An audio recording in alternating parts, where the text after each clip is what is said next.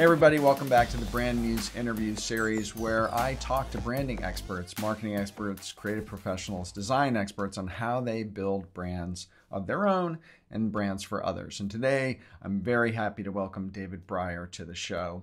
David is the creative director of DBD International. He's an Amazon best-selling author. His new book, Brand Intervention, 33 Steps to Transform the Brand You Have into the Brand You Need, is doing super well on Amazon. I recommend you get it if you haven't already. David's an internationally recognized branding expert. He's a blogger, he's an author, he's an award-winning designer, and I welcome him to the show. Welcome, David. I appreciate it, man. Thanks so much for having me. I'm thrilled to join you.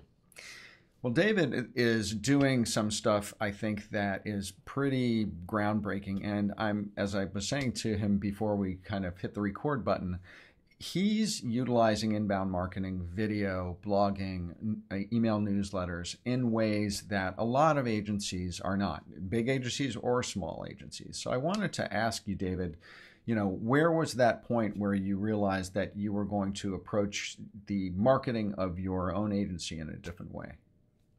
Okay. Well, what had been happening prior to 2018 is I would periodically, I'd be like, wow, might see something or realize, wow, this is really a message or a idea or a principle or concept that needs to be gotten out there. And I would do just occasional things like you've probably seen What is Branding, which went viral, and there's several others that have done well, and they were very much a labor of love. And being a designer at heart, I was always approaching it from the standpoint of how do I really make it the most perfect outcome, and I had no concept of regularity on YouTube. And so I just was like, I might come out with something once every 6 months, maybe every 4 months, whatever. And so in November, when my book came out, and the response was explosive. I mean, people, all of a sudden I was like, wow. This is my confession. I didn't have a book as a different thing than a video or a blog post, because to me, from my viewpoint, I was sharing my knowledge. So to me, it was just one more thing. I didn't realize when you have a book and it's well designed and it's excellent content and all that, and then it becomes a bestseller, all of it, that's a whole other level of meaning in other people's eyes. So I saw that, and this is at the end of November, and I was like, I need to flank this somehow. So I decided, how am I going to do that? Oh, crap. All right. And this is like real fast thinking because it's the end of the year. I'm like, okay, starting January, I'm going to come out with a weekly thing. And the few things that I knew were regularity mattered, and two, how succinct could it be? So I was looking at what could it be? Could it be like, 2-minute Tuesdays? Could it be 30-second Thursdays? Could it be blah, blah, blah. So I was just kind of brainstorming, and then it was 1-minute Wednesdays. Okay, that's good. 1 minute, good. Now can I take that and get with my videographer and we riff? Here's what I'm going to talk about. Blah, blah, blah, blah. He edits, and can we do it? Can we pull it off? I had no idea, other than I was jumping in the deep end of the pool. I knew that I had to do it. Now I was just going to rise up to meeting that demand. That's where it came from. That's where that series came from. And so when did you start? I mean, you probably started writing first, right? Blogging, I guess, and building an email list. So what kind of, in the sequence of your beginning to socially market your agency, what did you go into first and how did you grow that? Sure. Okay. So, so writing articles first, I found that from speaking at conferences and speaking engagements, that I tended to introduce things with a different slant. And so, and here was an important observation for me. Okay, we're all probably fans of Seth Godin and Simon Sinek, and you pick your thought leader that you love and admire, and Now, okay, I look at what they do. I found it inspirational. I knew others found it inspirational. If I did the same thing, okay, I'm now one more voice adding to the noise. I'm like, that's not smart marketing, smart branding for me. And it's also not giving the reader, it's basically saying, hey, here's one more thing for you to read. That doesn't add value. So I looked at it from the standpoint, what could I do that was different? And what could I offer that was different and more valuable? So I looked at one, I'm a practitioner. These other guys, they're not. They're amazing thought leaders, but I don't know that Simon Sinek could develop a brand. I don't know that Seth Godin could develop a brand. Like, okay, develop the name, develop the slogan, develop the design the packaging. I don't know that they have those skill sets. I know that I do. And I also know that I transform brands. So my whole thing was, all right, I'm going to show the before and after, but I'm also not going to make it something that would be just topical and transient. I wanted it to be something where, what are the lessons that were learned? Because, I mean, you're a practitioner, I'm a practitioner. If you're paying attention, you will always come out the other side going, wow, here were the longer lasting principles that by implementing them, it transformed that brand. So I wanted to incorporate timeless ideas and insights, and I wanted to show. I didn't want it to just be read, read, read. I wanted it to be, look, here's the stuff. I wanted it to be as succinct as possible, but I wanted to show you. So that was the first foray into how I wanted to separate out and add more value. And I started doing that on my own blog post. I was very direct in seeking out Fast Company. Fast Company years back, they invited experts and professionals to become regular contributors and have their own columns, basically, which I was one of those. I have about 50 or some odd articles there. Then they had a changing of the guard, and then it was like, then they built walls. It's like, no, we're going to kind of we don't. So, and that's been something that's been happening with various different ones, different, Forbes and Huffington Post and this, that, the other. But that was kind of how I developed my voice and what I found people to really dig. And then, so you went from writing into building an email list in your newsletter and then video, or was it video first? And what was the next steps after that? It was the writing those and seeing what people dug, and then there were just then there were sort of those moments where, like, in fact, I remember the first sort of breakthrough video was my video called "What is Innovation," and I did that while I was doing Fast Company, and so I basically was looking at some project or whatever that I was in the middle of, and I realized as I was explaining it, because the way that I work with clients, it's always highly educational. I'm always there educating them, so I need them to be able to get their wits around what's happening. I'm not there to dictate and say, just blindly follow me. I want you to, here's why this is being done. Do you understand this? And they're like, oh, wow, we never looked at it from that standpoint. Wow. And so to the extent that they can do that, that's going to be valuable to them, and that's going to work. So what happened was I was dealing with something having to do with innovation of a company. And it was actually one of my clients. It was a result of a conversation of one of my clients. We were doing a walkthrough, and they had a 50,000 square foot store. It was part of a supermarket chain. And we're looking around, and he was so exasperated because other people weren't seeing what he was seeing. And he's looking around the store, and he's very observant, very astute. And he's like, why aren't other people that work in my company seeing this? Is there something wrong with me? He actually asked me this question, and I was like, no, there's nothing wrong with you. The fact that you're aware and alert, it's a flaw on the other side. It's not a flaw for you being alert and being attentive.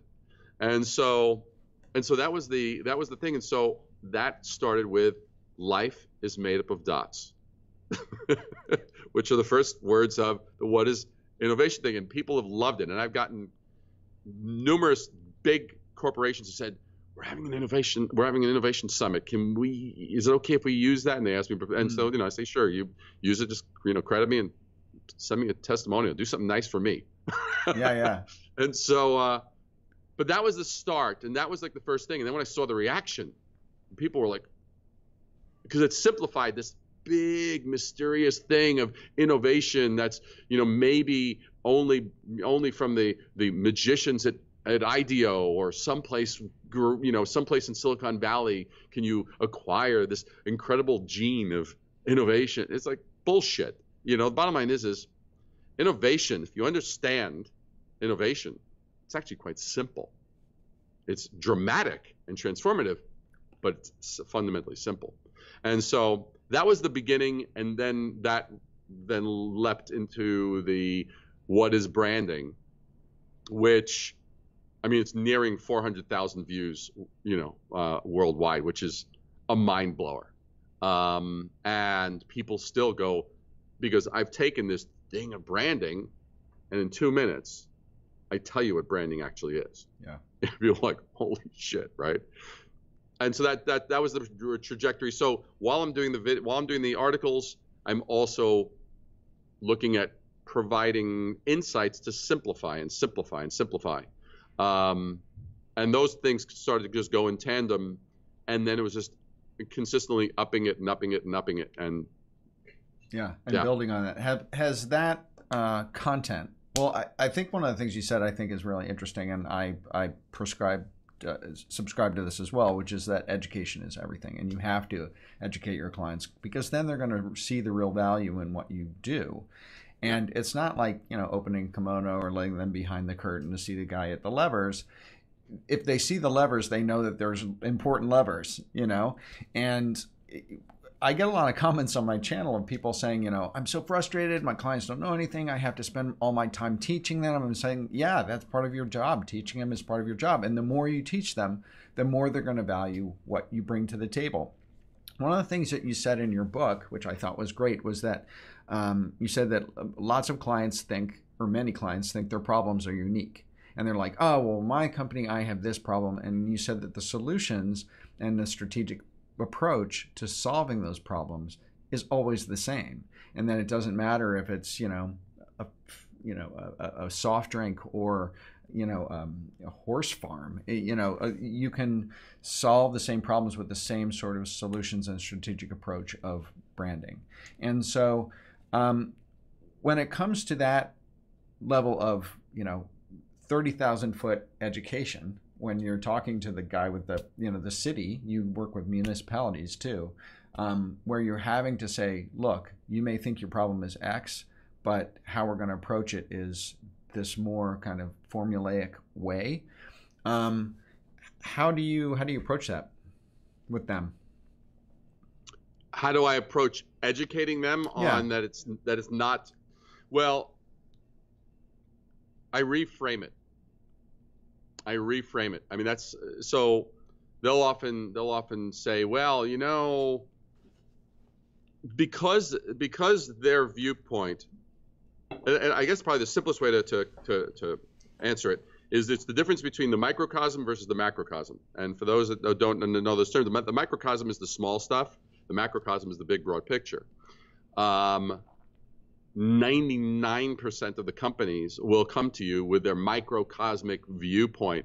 The only things that they know are their problems from their viewpoint, their challenges from their viewpoint, their benefits from their viewpoint, of which, the majority of those are wrong because why? It's from their viewpoint. They've omitted the most important part of the equation, that the people out here, the audience, I remember there was one time I had to talk to, for one of the cities that I branded, I had to deliver sort of a presentation of why we're doing this rebrand to 40 stakeholders who were ready to basically bludgeon each other to death. They were showing up with spears and arms, and they were like, I will kill whoever stands in my way, because they all had their vested interests. And I remember, so I'm delivering this, and I'm taking the absolute. I'm going in eyes wide open. I know this could be a bloodbath, and I'm going in, and I'm presenting the bigger picture here. And I'm like, Here's why we're doing what we're doing. And I said, look, there are cities around here who are talking the same way you guys are talking. That's a problem, right? So I'm reframing it already. It's like, I'm not talking about, let's talk about your city's problem. Frankly, I don't care about their city's problem because they don't even know. They're not anywhere near close to understanding what their problems are. I first have to frame it. So I'm framing it and going, okay, all other cities are presenting themselves in this region the same way you are. They show the same visuals. They talk the same language. They use the same great reasons to come to their city versus coming to another city. So how is any of it going to stand apart? If they're all sounding the same, looking the same, smelling the same, tasting the same. So I'm reframing it, and then all of a sudden they're like, And I remember one of the guys who was definitely one of the most potential contentious, one of the ones that would have, if he was a sniper, I would have been dead. And so he stands up and he goes, so how are you planning on handling this and he obviously was talking about, because if you ever do branding for a city, one of the big issues is going to be what they call heads and beds, hospitality, heads and beds. He goes, so how are you going to handle the heads and beds? And I said, I want to thank you. And so I knew where he was going. He wanted me to say something. It was like one of the questions in a political debate. They ask you the question hoping you're going to corner yourself. And I said, first of all, I want to thank you for your passion. And that's exactly why we're having this. Thank you for that question. And then I continued on with my presentation. Stay focused. And it was just one of those artful little moments, and I was like, okay. But that's the thing. It's like properly framing it. That is the difference. And by framing it, you must look at the bigger picture. You must look at all sides. The one that's the master of any game is the one that can see both sides. Right? One of the things you talk about in the book, which I think is great, is that you talk about the missing thing in the 8,000 branding books that are out there on Amazon. And there's kind of one consistent missing thing a lot of the times. And I totally agree with it. And it's the key thing in how a brand is separated from the rest of the brands in its category, right, is differentiation, the art of differentiation. And this is, I think one of your agency mantras, it sounds like, which is that you really have to grab hold. And you have a great quote by David Ogilvy in there as well, who's saying, all cigarette, alcohol, car brands are all the same, really, when it comes down to it. They do the same thing. But it's the story that you tell, it's how you differentiate it in terms of personality that will separate you from the pack. And that's, to a certain extent, I think what you're talking about when you're talking about this municipality is all the cities are talking the same way. How are you going to differentiate yourself? Kind of like what Las Vegas has done amazingly well, right? By telling a motivating story about it. Yeah. And so when you talk to clients, and do you illustrate in your education, do you illustrate for them what their category is doing? Do you do some sort of high-level audit to say, this is what your category does, this is how they're talking, and this is how you're talking? You are somewhat the same, or you are just the rest of the noise, Absolutely. Absolutely. To me, that's vital. It can't be simply me showing up with my conclusion. I basically have to present. I don't have to. My goal isn't to convince them of my. My goal isn't to basically sell them on my idea. That's not my context. My context is, there's a problem here. Now, let me walk through with you my observations. And if there's anything that I've said that's untrue, this is what I'm telling you is what I actually tell them. I say, if there's anything that I've said that I'm saying that's untrue or is missing that you feel should be part of this, tell me. But this is what I've observed. This is my audit that I've conducted. And here, ba-bum, ba-bum, ba-bum. Now, the conclusions that I come to are going to be different because I'm oriented, again, I'm looking at the entire picture. They're still generally looking at it from their very, very narrow viewpoint. But even going back to that city, since we talked about that, I'll just give you an example. When I was talking to the executive director, who we were working very closely on this, I said, by the way, here are 7 surrounding cities and their destination guides. And I laid them all out on the table. I said, what do you see? And she points out, well, this one is a nice picture of a flower, and this one's a nice picture of that, and this one's a nice, and this one, da, da, da, da. I said, okay. And that was her observation. That's fine. I said, good. Can I tell you what I see? Sure. Now, let me give you context. So this is for a Midwest town that is about an hour and a half from Twin Cities. So anybody that knows the geography, they know the Twin Cities is Minneapolis and St. Paul, and it's about an hour and a half away. That's where you have people who have the interest in travel, they have the money to spend, et cetera, et cetera. Great audience. They're interested in experiences and all this kind of stuff. Great. So knowing that, having that framework, I say, let me tell you what I see. She goes, please. And I said, well, this basically reminds people in the Twin Cities that Wisconsin has a lot of vegetation.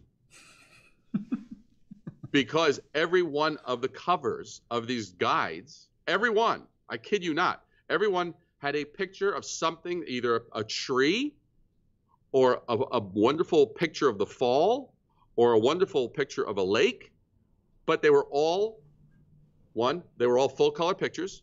2, they all bled to the edge of the page, and they all had their masthead. I honestly could have taken their city logo or name, swapped it, and it would have been no different.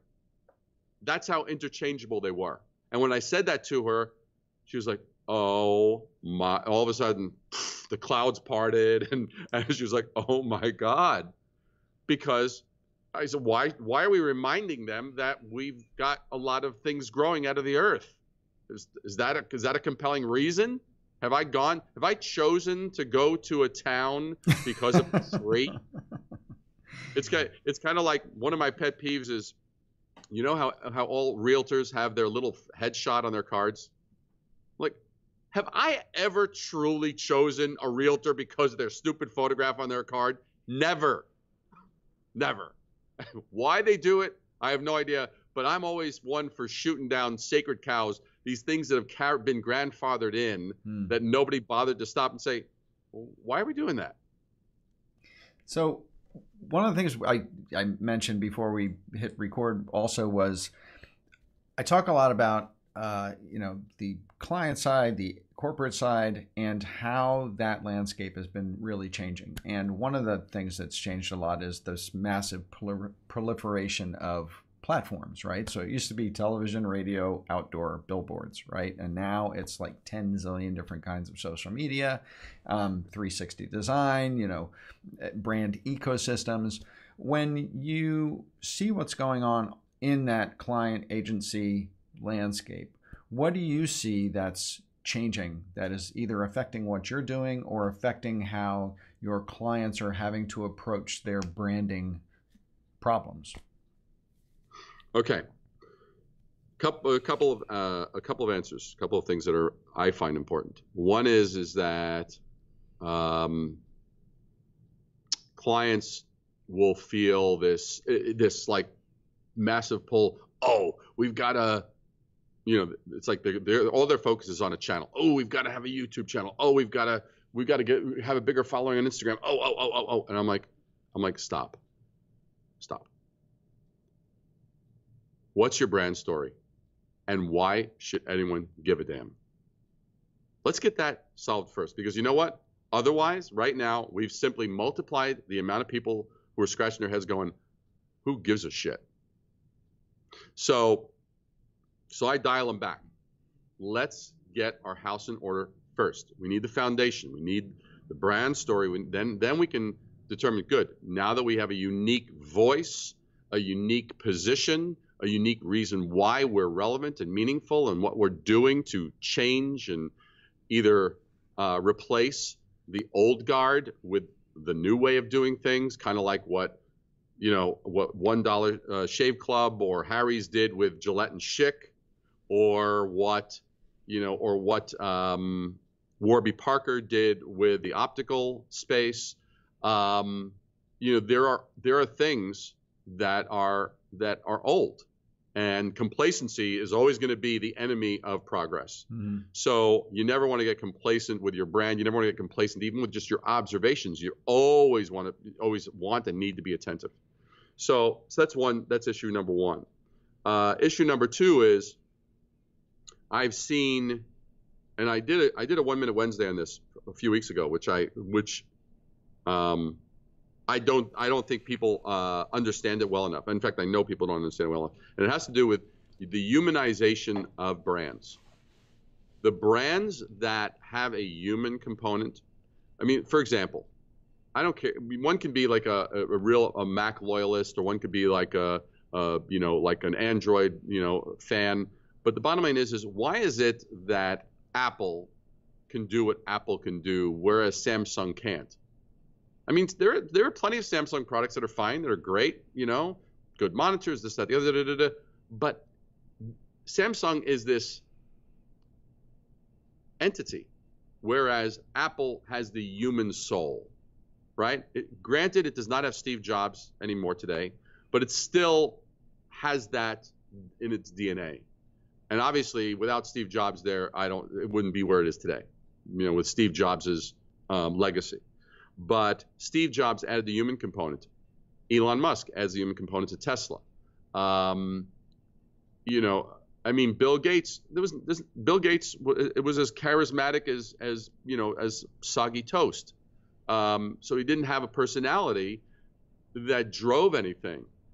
They had basically a marketing as a company. They had a tactic to get their stuff everywhere, but it didn't have the human component. So, to me, the brands that have that human side, I'm really encouraging my clients, add the human side to your brand, add that voice, but stand for something. Be willing to stand for something. I had the greatest conversation with one of my clients today. I mean, she is a ballsy, the CEO of a PR company, and they just crush it. And we did a rebrand almost 2 years ago of them. The business took off, it exploded. And now, about 18 months later, it was like, David, we now need to brand me. We need to add me to the component. So I'm like, great. And so we're talking, and she is so sassy. She just is a cursing, just in your face, but intelligently in your face, not just like being just brash for being brash, but she'll just say stuff. And she sent me this email. I don't know what your rating is, G rating, PG rating, R rating, so I won't drop all the terms that we use. Thank you. I don't want to get edited. You get flagged by the algorithm. But I will tell you that I said, do we want to go there? I said, I'm willing to go there, and I think it would be incredibly memorable. Look, Gary differentiation, Vaynerchuk, it's differentiation. It's a unique voice. Look, Gary Vaynerchuk, without all of that going on, you wouldn't have all of Gary Vaynerchuk. And there are others. I mean, there are other thought leaders who have that, and others that don't. But they've got to have a voice. I mean, Simon Sinek, brilliant mind, right? Seth Godin, incredibly insightful, adds the human component, really undercuts into a wonderful simplicity. Gary Vaynerchuk, bold, brash, in your face, unquestionable. You know exactly where he stands, and he'll call you on bullshit, and which is fine. So, because he's doing it from a compassionate standpoint, he's not doing it from a self-serving standpoint. So it's just interesting to see where they all fall. That's the one thing I'm really pushing clients to and their brands is if you can add the human element, that will really expand your meaning to people. It's like Richard Branson with Virgin. I mean, it's like it adds that component. I don't think Virgin would absolutely not be what it is today without Richard Branson.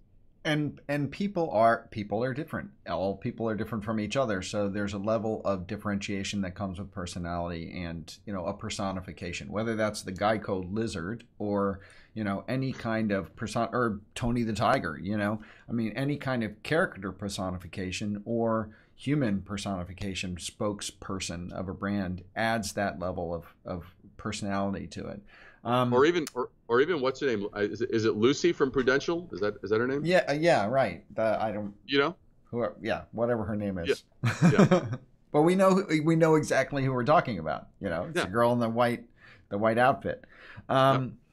Okay, so one of the things I'm going to have to start to wrap it up, but one of the things I always ask people at the end of the show is, do they have a personal manifesto or a personal mantra that they try to live by?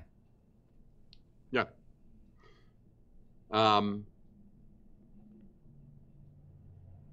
It has to do with differentiation, but not differentiation as a mental exercise. It's differentiation as a quality of living. So I find the most rewarding moments that I have ever had personally, the most rewarding moments that I've ever had professionally, the most rewarding moments that I have ever had when I'm helping another, whether an individual or whether a company, is when I helped them take off the blinders of it's all the same, there's no difference, there's no difference in qualities, it's all kind of like a wonderful blah blah vanilla blah blah, and all of a sudden I get them to see, and they look and they're like, whoa. All of a sudden their own insight comes up, their own enthusiasm comes up, their own passion comes up, their own appreciation. It's kind of, it covers so much, whether it's getting them to understand, say, hey, you're not going to help the world, but if you isolate this particular core audience, you're going to be of so much incredible value to them.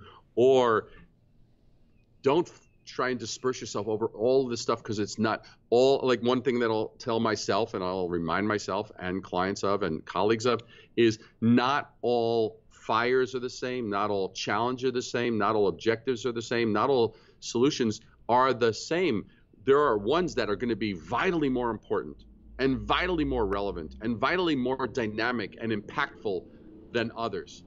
Let's isolate which of those are, and that to me is all under the umbrella of differentiation. And by using that, and even with this, what we're doing now, it's how do I take an idea and just narrow it down to, here's a sliver of something that you can take to make your business better, to make your life better, to make the way you approach your next challenges more effective. If I can do that in any way, shape, or form, I will have helped you, I will have helped myself, and things will have been improved. So that's kind of like the mantra that hopefully that answers your question. It does. It totally does. And it's, I think it's one of the standards that a lot of people in agency and branding bear, which is we want to help people. We want to help them communicate what they do better, to sell their products better, to be more honest, to be more direct, to cut through the noise. You have Rise Above the Noise, which is the name of your newsletter, right? Or it used to be. It's Rising, R-I-S-I-N-G. It's okay. RisingAboveTheNoise.com is the site. Yes, that's your site. And which leads me to, how do people find you? How do you want people to connect with you, David? Well, they can definitely go, if they go to RisingAboveTheNoise.com, you can subscribe. You can go there. You'll see in the menu, it's a free ebook. You can subscribe. There's a lot of great content. You're the first ones to know about 1 Minute Wednesdays, which is, those are going really well. And I would absolutely, you started the thing of talking about brand intervention, and I would say, and for those who may have been living under a rock, there it is. Rising Above the Noise. I will tell you, I am super proud of this. I wasn't going to let it go and get published until I actually got it to a point. And my goal was, I wanted, because I don't know about you, I don't know how many books you've read. I know that I've read a fair amount of books. You probably also. I was tired of reading 300-page books that gave me 10 pages of the juice, and then the rest was kind of extrapolation or fluff. And so, as you know from having read it, there's no fluff in this book. No. There's like, it's like has no digital cellulite. Yeah. No jig, no, nothing, zero. I wanted it to be that way. I wanted it to be just power packed. It is, and it's punchy. It's punchy. Yeah. It's like punchy headlines. That's what I loved about it. And it wasn't like you didn't have to like start skimming anywhere. It was just like it hits you over the head. And so it's a strong branding message book. So anybody who hasn't read it, pick it up on Amazon. It's an awesome book. So David, thank you so much for joining us today. I really appreciate your insight. And I wish you well in all of your endeavors, and good luck with the book.